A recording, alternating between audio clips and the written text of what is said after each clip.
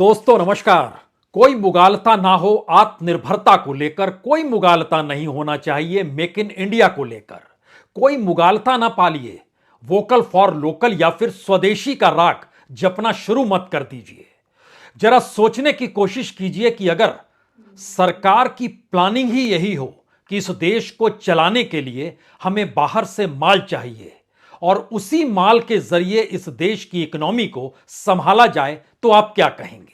अगर सरकार की प्लानिंग हो कि इस देश के भीतर में भविष्य भारत का कैसा होगा, वो कितना स्वर्णिम होगा, उसके दायरे में समूचा भारत नहीं आएगा, चंद इने गिने चुने लोग ही आएंगे, एक तबका ही आएगा और वह भारत जो 5 किलो अनाज पर टिका हुआ है वह 5 किलो अनाज पर ही टिका रहेगा। उसकी व्यवस्था हम करते चले जाएंगे। बहुत पैसा उसके लिए नहीं चाहिए, क्योंकि दो भारत के बीच भारत की प्लानिंग क्या हो सकती है या नरेंद्र मोदी की राजनीतिक सत्ता की आर्थिक प्लानिंग क्या हो सकती है। यह सवाल इसलिए महत्वपूर्ण है क्योंकि हम लगातार मेक इन इंडिया का नारा सुनते हैं। हम लगातार स्वावलंबन, स्वदेशी, vocal for local, make in India, ना जाने कितने तरीके से कितने भाषणों में इसका जिक्र किया जाता है। और इन शब्दों के आश्रय जो इस देश में प्रधानमंत्री की छवि गढ़ी गई, वो इसी बात को लेकर गढ़ी गई कि दरअसल प्रधानमंत्री स्वावलंबन और आत्मनिर्भरता के साथ मेक इन इंडिया की दिशा में बढ़ रहे हैं। और इस पर खर्च जो हुआ वो तकरीबन 1,000 करोड़ रुपए से ज्यादा विज्ञापनों पर खर्च हो गया। कुछ टेलीविजन मीडिया को चला गया, कुछ प्रिंट मीडिया को चला गया, कुछ बैनर अलग अलग जगहों पर लग गए। शहर दर शहर अलग अलग मंत्रालयों ने अपने मंत्रालय के जरिए बताना शुरू कर दिया कि दरअसल भारत आत्मनिर्भर हो चला है, भारत मेक इन इंडिया पर भरोसा करता है। स्वदेशी तो इसके रग रग में बसी हुई है और इसीलिए आप वोकल फॉर लोकल हो जाइए, यानी बाहरी मांग को मत रखिए। तो आइए आज जरा इस सरकार की असल प्लानिंग का कच्चा चिट्ठा आपके सामने रखते हैं। दरअसल पहले तो यही समझ लीजिए कि इस देश की इकोनॉमी इतनी डामाडोल हो चली है और इस देश की इकोनॉमी को संभालने के लिए जो बेसिक इंफ्रास्ट्रक्चर, वो एजुकेशन का क्षेत्र हो, वो हेल्थ का सेक्टर हो, क्षेत्र हो, इन सब को लेकर भी सरकार काम करने की दिशा में अब मजबूर हो चली है, वो नहीं कर सकती है। वहां भी उसे इन्वेस्टमेंट चाहिए, पैसा चाहिए, विदेशी यूनिवर्सिटी चाहिए। उसके जरिए हम छात्रों की खपत आपके सामने रख देंगे और सरकार डाटा रखती है कि दुनिया भर में जितनी यूनिवर्सिटीज हैं, अब तो हमने चाइना को भी मात दे दी है। हमारे छात्र दुनिया भर में बड़ी तादाद में अलग अलग यूनिवर्सिटी में लाखों रुपए ट्यूशन फीस के देते हैं। तो एजुकेशन के सेक्टर में भी अब विदेशी यूनिवर्सिटी भारत आ सकती है, क्योंकि यहां के लोगों की परचेजिंग पावर बढ़ गई है। लेकिन उसकी तादाद कितनी है? हिंदुस्तान महज 10-20 करोड़ लोगों का तो देश है नहीं। इसीलिए 80 करोड़ लोगों को 5 किलो अनाज, जो दुनिया भर में कोविड काल में अलग अलग तरीके से दिया गया और अलग अलग तरीके से मदद की गई, वह मदद भारत में आज भी जारी है। और सरकार लगभग ठप्पा लगा चुकी है कि अब जनवरी, फरवरी, मार्च में भी वो जारी रहेगी। यानी कल्पना कीजिए कि अप्रैल 2020 से जो योजना 5 किलो अनाज की शुरू हुई, मार्च 2022 तक ये कंटिन्यू रहेगी। इस 3 महीने में खर्चा तकरीबन 40,000 करोड़ का आएगा। बहुत बड़ी रकम तो है नहीं, इतनी रकम तो इस देश का टैक्स पेयर यूं ही दे देता है। पिछली ही तिमाही में जो टैक्स पेयर का पैसा जमा हुआ है 17 दिसंबर तक, वह भी डायरेक्ट टैक्स 5 लाख करोड़ से ज्यादा का है। उसमें लगभग 1.5 लाख करोड़ तो सीधे सीधे नौकरी पेशा करने वाले लोगों ने डायरेक्ट टैक्स के तौर पर दिया है और 4 लाख करोड़ लगभग कॉरपोरेशन टैक्स है। तो उसकी फिक्र मत कीजिए कि हम पैसा कहां से कैसे घुमाएंगे, किस रूप में करेंगे। इस देश की सच्चाई यही है कि इस हिंदुस्तान के भीतर जो वोटर हमें जिताएगा, उसके पेट को भरने की जिम्मेदारी हम ले रहे हैं 5 किलो अनाज के जरिए। अब वो वोटर ये ना कहे कि दरअसल हमारे पास भी 2 पांव है, 2 हाथ है, 2 आंखें हैं, दिमाग भी है, पढ़ना भी चाहते हैं। बिल्कुल मांग ना करे इसकी, क्योंकि इस दिशा में जाएगा तो सरकार उस इंफ्रास्ट्रक्चर को डेवलप कर नहीं सकती है। और इस देश के भीतर में जो एक्सपोर्ट इंपोर्ट का धंधा होता है, जरा कल्पना आप कर रहे हैं, दुनिया के बाजार से सामान लाकर हम दुनिया के दूसरे देशों को सामान देते हैं, यानी एक्सपोर्ट की पहली धारणा आपके जहन में यह हो सकती है कि दरअसल हम अपने देश में जो पैदा करते हैं, जो प्रोडक्ट बनाते हैं, एक्सपोर्ट उसी का किया जाता है। जी नहीं, गजब का प्लानिंग है और गजब की स्थिति है मौजूदा वक्त में, क्योंकि आज की तारीख में हम सबसे ज्यादा एक्सपोर्ट जो कर रहे हैं वह पेट्रोलियम प्रोडक्ट्स कर रहे हैं, क्रूड ऑयल कर रहे हैं। और भारत खुद क्रूड ऑयल और पेट्रोलियम को लेकर दुनिया के दूसरे देशों पर निर्भर है। फिर यह खेल कैसे हो रहा है कि हम दुनिया के बाजार से पेट्रोलियम लाते हैं और उसको दुनिया के दूसरे बाजार में जाकर बेच देते हैं।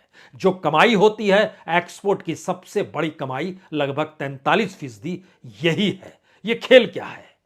यानी इस देश को चलाने के लिए भी हम अंतर्राष्ट्रीय तौर पर उन मौकों को तलाश रहे हैं जहां पर हमें लाभ मिल जाए। आप कहेंगे इसमें बुराई क्या है?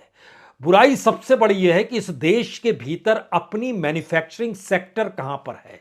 और जिस चाइना का जिक्र भारत बार बार कर रहा है, और अब तो दिल्ली के मुख्यमंत्री केजरीवाल भी कहने से नहीं चूकते, सामान बंद कर दीजिए।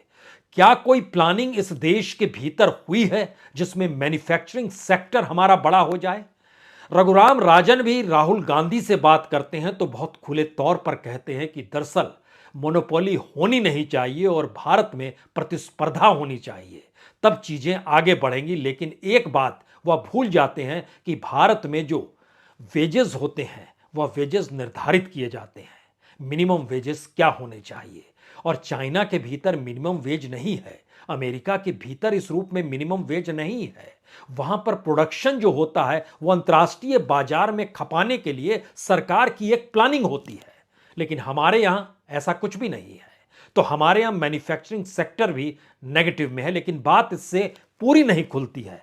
तो आइए जरा इस बात को पहले समझें कि दुनिया के बाजार से सामान लेकर दुनिया के बाजार को बेचना क्या सही मायने में किसी देश के एक्सपोर्ट की ग्रोथ दिखलाता है, या उस संकट को दिखलाता है कि देश के पास पैसा नहीं बच रहा है तो वो बाहर से कुछ सामान ले आए। और एक लिहाज से बीच का जो हिस्सा है, जिसको बड़े ही घरेलू और क्रूड शब्दों में दलाली भी कह सकते हैं, लेकिन कमीशन खोरी उससे बेहतरीन शब्द है, और उसके बीच का शब्द होता है बिचौलिए की भूमिका। यानी हमारा अपना प्रोडक्ट नहीं होगा, प्रोडक्ट किसी और का, बेचेंगे किसी और को, बतलाएंगे हमारा प्रोडक्ट, और हमको जो लाभ होगा उससे हम अपना घर चलाएंगे। ध्यान दीजिए, देश के विदेश मंत्री जहां जहां गए उन्होंने इस बात का जिक्र किया कि दरअसल हम अपने घरेलू बाजार को नहीं देखेंगे, घरेलू लोगों को नहीं देखेंगे, अपनी घरेलू स्थिति नहीं देखेंगे, तो फिर रशिया के साथ क्यों खड़े होंगे? यूक्रेन को लेकर क्या संकट है? अमेरिका के साथ भी हम रिश्ते बनाते हैं, यूरोप के साथ भी हमारे रिश्ते हैं, ब्रिटेन के साथ भी रिश्ते हैं, चाइना के साथ भी रिश्ते हैं, जापान के साथ भी रिश्ते हैं। जापान चाइना टकराते रहे, अमेरिका रूस टकराते रहे, ईरान और अपने तौर पर चाइना नजदीक आ जाएं, तो ये सारी परिस्थिति क्या बतलाती है? इस देश के भीतर का जो डेवलपमेंट होना चाहिए था, क्या वो ठहर गया है? इसकी शुरुआत हम करते हैं रूस से, जो इस दौर में तेल खरीदा जा रहा है। सबको पता है, समूची दुनिया को पता है कि भारत ने स्ट्रेटेजिकली रूस के साथ जो संबंध बनाए उससे व्यापारिक लाभ भारत को होना चाहिए, और यह कोई भी देश की सत्ता की नीति होनी चाहिए। लेकिन इसके एक कदम और आगे चलिए, उसने कहा हम 30% तक आपको रियायत देंगे जो अंतर्राष्ट्रीय बाजार में तेल की कीमत है। हमने कहा बहुत अच्छी बात है, और हमने एक झटके में आज की तारीख में हम सबसे ज्यादा दुनिया में कहीं से तेल खरीदते हैं तो वो रशिया है। इससे पहले रशिया का नंबर 10वें देश के तौर पर था, जो बहुत ही कम लिया जाता था, लेकिन इस दौर में लेते हैं। इस युद्ध ने 3 संकट पैदा किए। एक, अनाज का संकट, दूसरा तेल और एनर्जी का संकट, और तीसरा इस दौर में जो कम्युनिकेशन होता था व्यापार का, उसमें रुकावट आ गई ब्लैक सी की वजह से। इन तीनों परिस्थितियों का लाभ भारत ने बाखूबी उठाया, लेकिन उसके भीतर का सच क्या है और हमारी इकोनॉमिक प्लानिंग क्या है? ध्यान दीजिए, हम Netherlands, Brazil, Indonesia, South Africa, France, Oman, Nigeria, Togo, Israel सभी को तेल दे रहे हैं। यह तेल हम अपने देश में पैदा नहीं कर रहे हैं, बल्कि रशिया से लेते हैं। रशिया अपने संबंधों और अंतर्राष्ट्रीय कूटनीति के तहत भारत को सस्ते में देता है। हम उसको अपने यहाँ या तो सफाई करते हैं या क्रूड ऑयल के तौर पर इसको सप्लाई जिन देशों का हमने नाम लिया वहां भेज देते हैं। सबको जोड़िएगा तो कल तक यानी पिछले बरस तक, युद्ध तो शुरू पिछले बरस ही हो गया था, $29.7 बिलियन, इतना तेल हम उस वक्त इन देशों को दे रहे थे। उससे और पहले, एक साल पहले चले जाइएगा, जब युद्ध नहीं हो रहा था, उस वक्त हम इन्हें सिर्फ $8.7 बिलियन का तेल देते थे। 8.7 से हम पहुंचे $29.7 बिलियन। और आज की तारीख में, जब 2022 में हम आपसे बात कर रहे हैं, तो आज की तारीख में वो बढ़कर $46.4 बिलियन हो गया। यानी एक साल में दुगना हो गया। हमारी कोई अपनी उपलब्धता तो है नहीं, और हमारे यहाँ तेल होता नहीं है जमीन के नीचे, बड़ा न्यूनतम होता है पानी। अपनी जरूरत जो होती है उससे 12% पूरी हो पाती है, और बाकी 88% हम दुनिया के बाजार पर निर्भर हैं। तो हमने तय किया कि दुनिया के बाजार पर निर्भर तेल से ज्यादा तेल रशिया से ले लें, और हम उसके जरिए अपनी इकोनॉमी को मजबूत करें एक्सपोर्ट के जरिए। जो व्यापार घाटा नजर आता है ना, कि इतना व्यापार घाटा, भारत इंपोर्ट ज्यादा कर लेता है, एक्सपोर्ट कम करता है, तो भारत की सरकार ने बताना शुरू किया, देखिए हमारा एक्सपोर्ट बढ़ रहा है, आप ताली बजाइए। लेकिन किसी ने यह नहीं पूछा कि जो आप एक्सपोर्ट कर रहे हैं, दरअसल उसमें आपकी भूमिका सिवाय बिचौलिए के क्या है? हमारे अपने प्रोडक्ट है नहीं। जरा इसके भीतर और चलिए, तब आप समझ पाएंगे। ओमान जैसे देश में जहां $1.3 बिलियन का तेल पिछले साल देते थे, और उससे पिछले साल 0.3 बिलियन देते थे, आज की तारीख में 2.8 बिलियन है। नीदरलैंड जैसे देश में पिछले साल $5.7 बिलियन देते थे, इस बार वो दुगना 10.4 बिलियन हो गया है। ब्राजील जैसे देश में 3.8 बिलियन पिछले साल, उससे पहले चले जाइएगा तो 1.2 बिलियन, लेकिन आज 6.3 बिलियन। तेल आ रहा है, यहां रुक रहा है, यहां से चला जा रहा है। और वह देश जो यूरोपियन कंट्रीज हैं, या बाकी देशों का जो हम नाम, उसमें सोचिए इजराइल भी है। इजराइल जो अमेरिका का एक ब्लू आइड बॉय के तौर पर देखा जाता है, और अमेरिका और रशिया के बीच ठनी हुई है, उस इजराइल को पिछले साल तक हमने $2.8 बिलियन का तेल दिया। उससे पहले चले जाइएगा तो यह 0.8%, 0.8 बिलियन आएगा। लेकिन आज की तारीख में $4 बिलियन का तेल हम दे रहे हैं इजराइल को। मैसेज क्या है? पहला मैसेज इसमें बहुत साफ है कि हमारी डामाडोल इकोनॉमी को पटरी पर लाने के लिए युद्ध को भी मौके के तौर पर मोदी सरकार ने देखा, और उन्होंने माना कि इस दौर में किसी एक देश के करीब हो जाने से अगर इतना लाभ मिल जाता है, जहां से हम अपनी इकोनॉमी को संभालने के लिए बड़ी तादाद में डॉलर कमा सके, तो इसमें गड़बड़ी क्या है? तो हम एक बिचौलिए की भूमिका में आ गए। अब इसका अगला कदम अगर आपको रखना है तो आप चीन में रखिए। चीन से इस बात की आवाज लगातार आती है कि युद्ध पे सक्रिय है। कोई कहता है युद्ध सरीखे हालात हैं, लाइन ऑफ कंट्रोल के समक्ष युद्ध सरीखे हालात हैं, और युद्ध की सक्रियता बढ़ गई है इस पूरे इलाके को लेकर, खासतौर से तवांग का इलाका। ये तवांग का इलाका इसलिए बड़ा महत्वपूर्ण है क्योंकि 1962 में फौज चीनी यहीं से घुसी थी, इसलिए बड़ा महत्वपूर्ण है। लेकिन चीनी प्रोडक्ट को एक सेकंड के लिए मानिए हमने क्लोज कर दिया, बंद कर दिया। उसके बाद भारत का फार्मास्यूटिकल सेक्टर जो है पूरी तरह तहस नहस हो जाएगा, और प्रधानमंत्री जो अलग अलग योजना, स्वास्थ्य योजना के तहत और दवाइयों की दुकान का ऐलान करते हैं, वह दरअसल उस चीन के कच्चे रॉ मटेरियल जो फार्मा सेक्टर है उसके द्वारा लाए गए कच्चे माल पर टिका हुआ है। तो हमें वह भी चाहिए, और हमें सीमा पर सैनिकों की तैनाती भी चाहिए, क्योंकि हमने इकोनॉमिकली अपने आप को डेवलप नहीं किया। हमने उस दिशा में सोचा ही नहीं कि अपने आप को मजबूत कैसे होना चाहिए। यह पहला सवाल आ गया। दूसरा सवाल, जितने प्रोडक्ट्स आते हैं, जो लगभग 17 प्रोडक्ट सबसे बड़े प्रोडक्ट हैं जो चीन से आते हैं, अगर उसको आप बंद कर देते हैं तो एक झटके में, चाहे वह आईटी सेक्टर हो, चाहे कम्युनिकेशन सेक्टर हो, या फिर अलग अलग तरीके से चीन से आने वाले माल में भारत के भीतर जो उसकी स्कैर्सिटी यानी कमी होगी, और भारत के भीतर अगर वो प्रोडक्ट के तौर पर बनने लगेगा, जब बनेगा तब बनेगा, स्कैर्सिटी का असर सीधे सीधे लोगों की जेब पर पड़ेगा। और आपको जानकर हैरत होगी कि उसमें 105% की बढ़ोतरी हो जाएगी। यानी चीन से आप माल लाए नहीं, 17 प्रोडक्ट 105% महंगाई हो गए, दुगने से ज्यादा हो गए। अब आपके यहां मैन्युफैक्चरिंग सेक्टर, आपके यहां नहीं, हम लोग के यहां भारत के भीतर में मैन्युफैक्चरिंग सेक्टर को हमने मजबूत किया ही नहीं।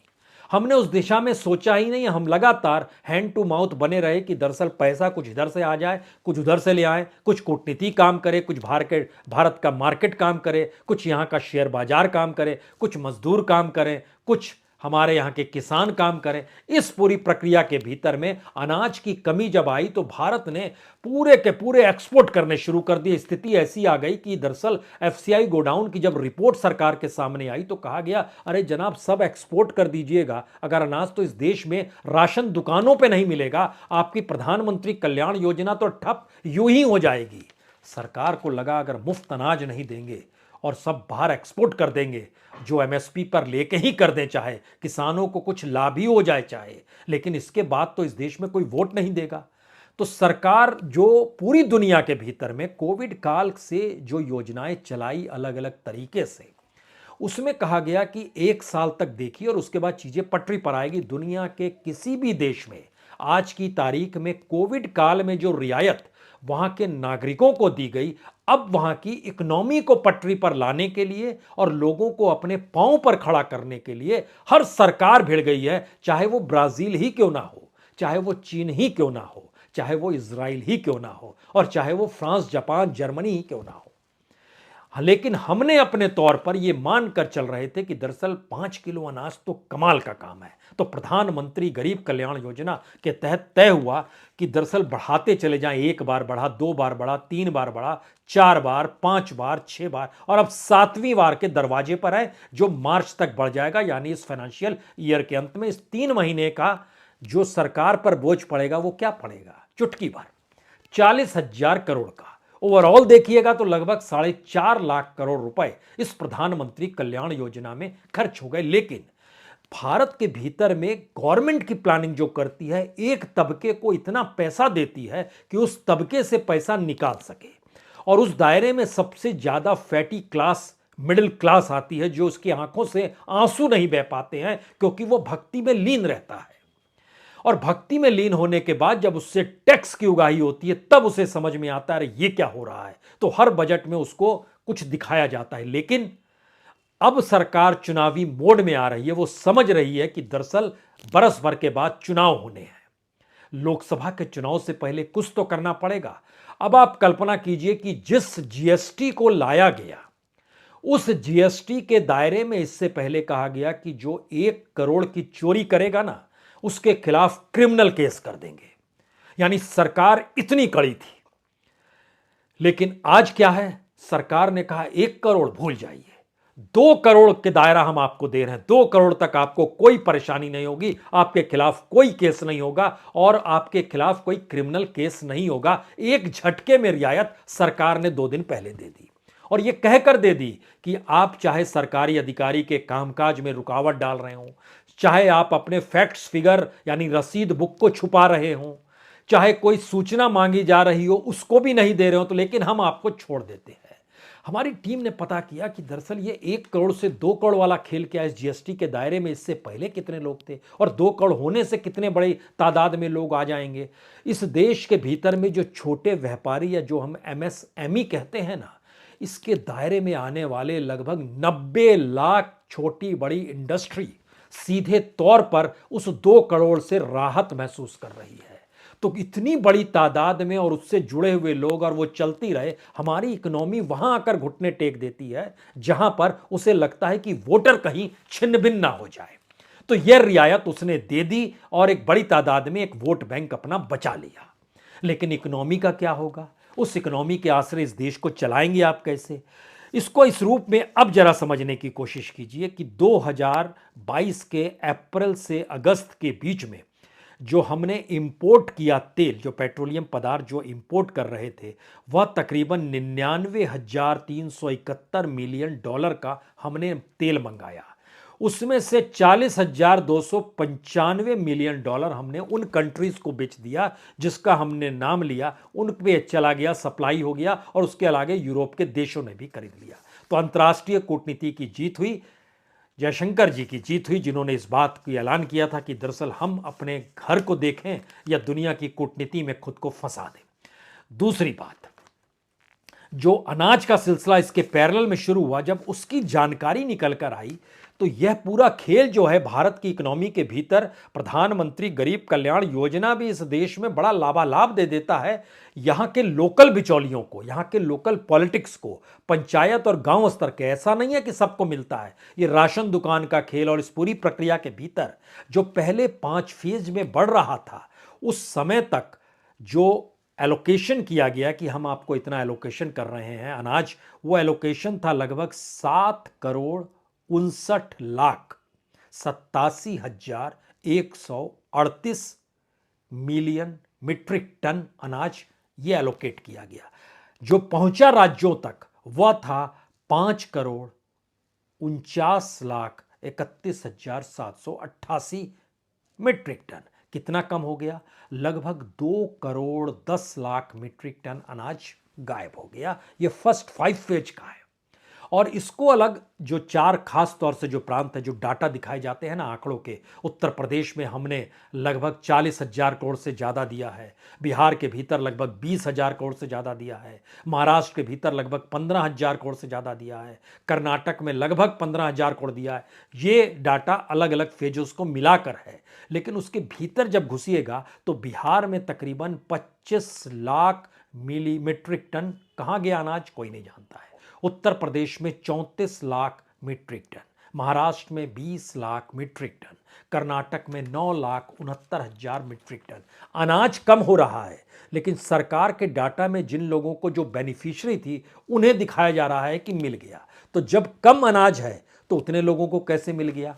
यह जो पूरा खेल है, यह बिचौलियों का खेल है और अंतर्राष्ट्रीय तौर पर एक्सपोर्ट इंपोर्ट का खेल है। यह जो प्लानिंग चलती है भारत के भीतर में, इसमें एक बात और आप समझिए।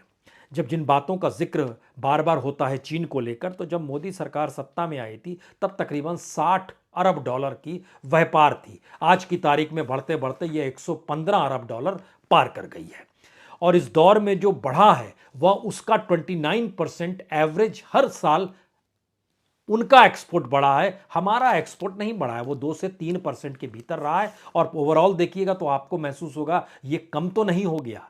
फिर इसके बाद का जो आखिरी सवाल आता है कि दुनिया के 10 देशों से जो हमारे पास सामान आता है, उन सामानों का उपयोग कर हम फिर दुनिया के दूसरे बाजारों में बेच देते हैं। यानी भारत के भीतर की मैन्युफैक्चरिंग सेक्टर आज जो आपको नेगेटिव में दिखाई दे रही है, उसकी सबसे बड़ी वजह यह है कि हम अपने एक्सपोर्ट तक को अपने प्रोडक्ट से नहीं जोड़ पा रहे हैं। हम उन प्रोडक्ट्स में भी हमको इंटरनेशनल मार्केट से बहुत सारी चीजें चाहिए, यानी हम इंपोर्ट करेंगे तभी वो चीज डेवलप होगी। इसको और आसान शब्दों में समझना चाहते हैं तो पावर भी जो हम बेचेंगे, जैसे गोड्डा में एक पावर प्लांट बन रहा है, अडानीज का है, वो पावर प्लांट से जो बिजली निकलेगी वह बांग्लादेश को बेची जाएगी। लेकिन कोयला चाहिए, वो कोयला कहाँ से आएगा? तो कुछ तो यहाँ के खदान से आएगा, नहीं तो मलेशिया या इंडोनेशिया का कोयला आ जाएगा। वो सस्ते में पड़ेगा क्योंकि भारत के भीतर की इकोनॉमी में जो प्रोडक्शन है वह कीमत दुनिया के किसी भी बाजार की तुलना में किसी भी प्रोडक्ट को लेकर ज्यादा हो गई है इसी दौर में, जो पहले ऐसा नहीं था। तो जब आपका प्रोडक्शन कॉस्ट ज्यादा होते चला जाएगा तो फिर आप अंतर्राष्ट्रीय बाजार में टिक नहीं पाएंगे। और टिकने के लिए आपको दुनिया के बाजार में, जिस भी बाजार में रूस में तेल सस्ता मिलता है तो ले आइए, चीन से फार्मा का सेक्टर का माल सस्ता मिलता है तो ले आइए, जहां से जो मिलेगा लेते चले जाइए। यूक्रेन से आपको खाद चाहिए, मिल जाएगा, उठा लीजिए, ले आइए, जहां से जो मिले उसको लेकर आइए और फिर यहां से अंतर्राष्ट्रीय बाजार की दिशा में चल जाइए। क्या यह किसी देश की इकोनॉमिक प्लानिंग का हिस्सा हो सकता है? हिस्सा हो सकता है, लेकिन ओवरऑल प्लानिंग नहीं हो सकती है। ऐसी प्लानिंग सिर्फ किसी देश को बचाए रखने की, अर्थव्यवस्था को टिकाए रखने की स्थिति में लाकर तो भारत को खड़ा नहीं कर रही है। और वो आंख मूंदे हुए है उस बाजार से भी जो अंतर्राष्ट्रीय मंदी की गिरफ्त में आ रहा है, क्योंकि अंतर्राष्ट्रीय तौर पर सिर्फ एक सर्विस सेक्टर बचेगा। सर्विस सेक्टर का ग्रोथ भारत का 8% से 11% तक हुआ है, यह फैक्ट है, और उसका होगा, जिसमें आईटी सेक्टर भी आता है। लेकिन बाकी जो एक्सपोर्ट की स्थिति है वह 38% से ग्रोथ रेट घटते घटते घटते घटते घटते घटते 4% पे आ गया है। तो इकोनॉमी की ना समझ या इकोनॉमी ना संभालना या नई प्लानिंग करना और सिर्फ बचने बचाने की स्थिति में देश की अर्थव्यवस्था को लाकर खड़े कर देना, तो उसको एक ही नाम आप दे सकते हैं, वो नाम है मोदी प्लान। बहुत बहुत शुक्रिया, बहुत बहुत शुक्रिया।